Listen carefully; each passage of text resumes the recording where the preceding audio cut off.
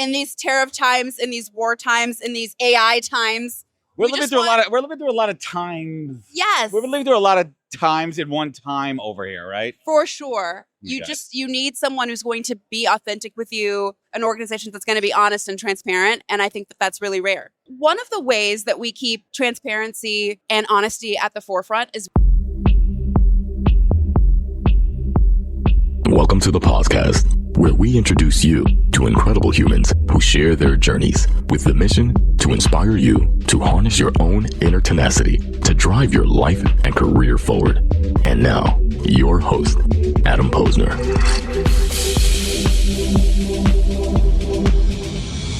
We are back with Lucia Guillory. Did I get it right this time? Yes. So before we went on air, I literally butchered her name 12 times, and it could be because I need more caffeine.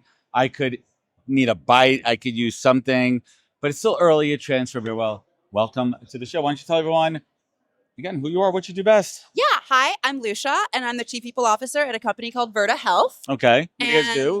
We are oriented around reversing metabolic disease. We started off with diabetes, proving that it could be reversed. And most recently, we actually have a paper that's come out that's shown that our treatment combined with chemotherapy extends life for pancreatic cancer patients. So really cool. We'll sidebar on that one afterwards. There's someone here I want to introduce you to who is going through pancreatic cancer right now. Really? Yeah, we'll sidebar. We'll connect on that one. So yeah. How long have you been in the people space for? A long time. 15 years. Okay. What brought you into this space? What brought me into this space? I mean, I've been interested in studying people since I was a kid. Yeah. I'm dyslexic and I also have ADHD. And so the experience of being isolated got me interested in understanding people. How do I connect with them? How can I be a part of something, belonging? And so I've been studying people since I was a kid. I did a PhD in organizational behavior. Love it. And I wanted to come into organizations and drive change. And that's what brought me here. So generally speaking, what do you think is most broken in organizations with bad culture? What do you think? What's broken? What's broken? How's it broken? What gets broken? I'd say lack of honesty. So in the pre-read, you shared something about what's the best benefit or what's the top benefit. And I think what employees really want in this day and age is just honesty and consistency above everything else. And transparency, right? For sure. You need to keep it open, honest, and real. For sure. I mean, in these tariff times, in these war times, in these AI times, we're living through a lot of times. Yes. We're living through a lot of times in one time over here, right? For sure. Okay. You need someone who's going to be authentic with you, an organization that's going to be honest and transparent. And I think that that's really rare. It is rare these days. So how do you ensure transparency in your organization, and how do you communicate that to your leaders that are ensuring transparency? Well, one of the ways that we keep transparency and honesty at the forefront is bringing our members into everything that we do. So we have our members at our all hands. We have them at our offsites.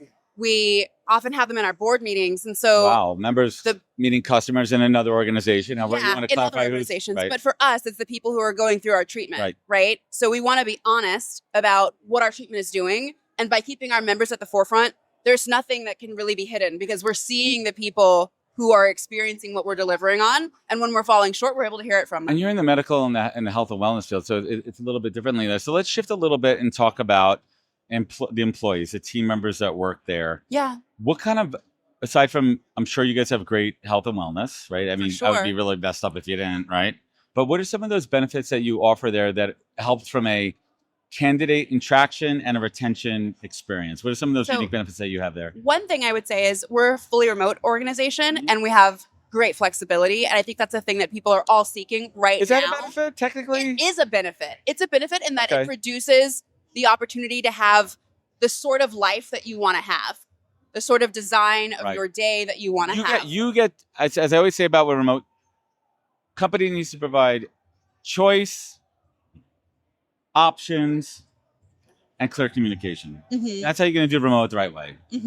Totally agree. And ensuring it, and not being like the dark overlord that's trying to monitor your screen time and doing everything there. Yes. And also output over hours. For sure. That's a big one. That comes down from managerial. That comes down from leadership. For sure. But there's also trust. If we're giving you the ability to work remotely, you need to work. You need to deliver. We're hiring you. I always say this about remote work. I hired you to do a job. I hired you to do it from anywhere. I don't care where you do it, as long as you get it done. And when we need to be together, you're there when we need to be together. Same. Is that rocket science? No. And I also don't care when. So, I mean, I tell this to Unless all of it's my an on-time deliverable, teams. right? Is that something But generally speaking, yeah, like if you're making progress towards the timeline necessary, it's fine with me if you're working at the night, in the morning, on the weekends, whatever you want to do. Some people are night owls, some people work early. For sure. What are your thoughts on managers who send emails at like 3 a.m? I don't like it. Like there's a thing called scheduling. Use it. Or on the weekends. I feel like that's not necessary. And if it is happening, it's likely your fault. It's because you as a leader have failed to plan, failed to do the things that you need to do. And as a result, you have to do an escalation that's on the weekends or early in the morning. What if your employees had one central hub to handle real life? Meet Overalls, a smarter way to support your team, combining expert life concierges with AI to solve everyday challenges across healthcare, caregiving, benefits, insurance, finances, life administration, and more. From start to finish, Overall handles all of the details, using existing benefits where they fit and filling the gaps where they don't.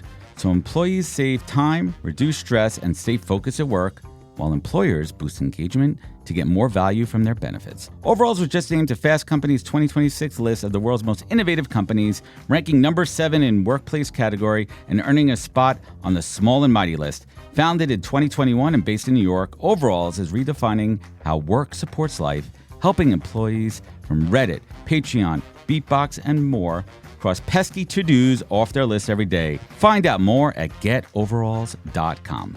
Thanks. Right, but you can't go to your boss and say a lack of planning on your part doesn't constitute an emergency on mine. You can't drop that line on them. It's true, but I mean, you have to vote with your feet. Yeah. Around where you want to be, and do you want to be in an environment where that's expected? Yeah, so let's talk about benefits for a little bit in the process there. How important when someone's evaluating to join an organization is the total comp? When we say total comp, including the benefits, what's really important there?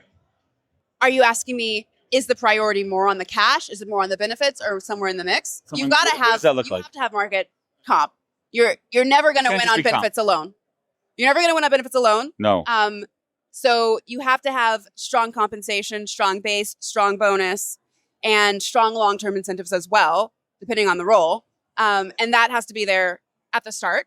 And then in terms of your benefits flow, you have to understand your population and what they need and what they care about. Okay, so for us, it's fertility. Okay, so yeah. I love that you set that one up. Fertility, and I have so many friends that have gone through this too. We know how expensive, IVF and other things are there too. Mm-hmm. What is your family planning benefit look like? Carrot, and so we are using their whole suite. So all the things that they offer, whether it's gender affirmation, egg retrieval, helping you through that process. All of those things are leveraged at Virta and are very core to our employee base's point of interest, in that our average employee is in their 30s. The majority of our organization is women, and they're in that phase of life where they're having kids. You know what's most important to them. Yeah. What's a benefit that you brought into the organization that wasn't there before? Carrot. You did bring it in. Yes. Okay. And when you think about the value of time and peace of mind, how do you evaluate those two metrics? Because if you're helping somebody with something that's personal outside of work, they're going to be able to focus more time on their day job. Oh, for sure. How do you kind of keep an eye on that? Do you actually put a number to that? Put a number to time and peace of mind. Like how do you quantify something that's so qualitative? Yeah, I conceptualize it in terms of engagement. So we look at how engagement tracks with the changes that we make in the organization. Engagement's a core metric. And that we want people to feel connected to the organization, and it's a give and take. So you can't expect to just take as a team or as an organization. You've got to give too, and understand where folks are most interested, where their needs are, and provide that. And we'd heard about this desire for more fertility support for a prolonged period of time, and then pull the trigger on it. So it comes down for people leaders to have their finger on the pulse, to really listen. Mm-hmm. And I always kind of think those surveys are bullshit because I don't think there's a lot of responses to them. And work with finance. You've got to work with finance. Well, too. That's a big thing too. So how do you as a people leader justify the ROI of these benefits that have a cost? Well, we talk about attrition in particular because we see the link between attrition and these pieces of feedback around coverage and support, particularly when it comes to fertility, because it's so expensive. So it's like you cannot fail to meet needs across multiple dimensions of the suite. So you could say, you're going to pay me more so that I can afford to do this thing that I need to do. Or you can provide benefits that are going to help me accomplish it. But ultimately, if I'm in this phase of life where this is the most important thing for me, you have to meet me where I am as an organization and help me achieve those goals, or I can go somewhere else. Yes, meet your employees for there. So leave us some words of optimism. What is lighting you up? What's putting a smile on your face in the world of people and people management? Lighting me up. What lights you up these days? Well, I ask my friends this day, what's lighting you up these days? And it could be anything. It could be, like some of my friends are like, I started a new gym routine. I met a new partner. We got a dog. Oh, really? Or things like, well, that's a personal lineups. Okay. Right, but I'm saying and then things that works with like, hey, my team, I just got the remit to jump into something new in AI. We just got I found some new technology. Like, what's lighting you up? Yeah. So I would say in the people space, what's lighting me up is this sense that organizations need to provide meaning. So I feel like part of what the AI boom has done is people are afraid of losing their jobs and losing their identity. And that's on the dark side. However, it's also put organizations in a position where they know they need to provide meaning and connection because the transactional elements of management are now being automated out and are not really required. So leaders are having to come to the table looking to produce connection, looking to provide meaning, looking to deliver more to their employees. And that's exciting for me as a people leader. Love it. I love your energy. It was a pleasure to meet you. How long are you staying? Are you staying for the after party tomorrow? Or are you bouncing? I'm not. I'm going to be gone before the after party. So many people are leaving. I hope there's a good amount of people there. It's before my bedtime anyway. It's before your bedtime? Yeah, I've got a 5-year-old. You go to bed around 9. Where's home for you? Oakland. Oh, you have an easy flight. Yeah. I got to go back to New York. Well, it's been a pleasure. Tell folks where they can find you. Where could they connect? Where could they learn more? Yeah, follow me on LinkedIn. Lucia Guillory. Lucia, thank you so much for joining us. We're going to have that linked up in the bottom. Thank you so much. All right. Thanks. Wisdom is forever, but for us, it's time to go. Thank you for joining us. Luckily, we'll be back with our next episode soon, jam-packed with more incredible humans. Thank you for listening, subscribing, and sharing. To join the conversation, search the Podcast on LinkedIn. And to catch up on past episodes and more info, please visit www.thepodcast.com.